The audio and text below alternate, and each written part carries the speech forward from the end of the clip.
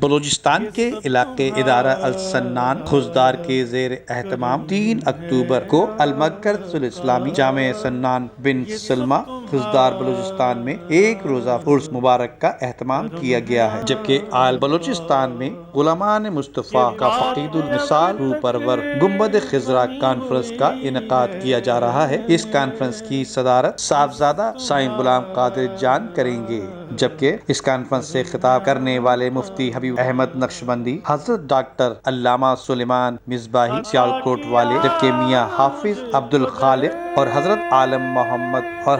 عالم محمد جت نعیمی سندھ سے تشریف لائیں گے، جبکہ اس تقریب کی سرپرستی مجاہد اہل سنت حضرت علامہ پیر سید شجاع الحق ہاشمی نورانی فرمائیں گے، جبکہ اس تقریب میں قائد ملت اسلامیہ اور جمعیت علماء پاکستان کے سربراہ علامہ شاہ احمد نورانی صدیقی، پیر سائیں عبدالقادر جان نقشبندی اور مجاہد اہل سنت پیر سید نور الحق شاہ ہاشمی کا عرس مبارک بھی منایا جا رہا ہے۔ ندیم صدیقی، میٹرو 7 پاکستان۔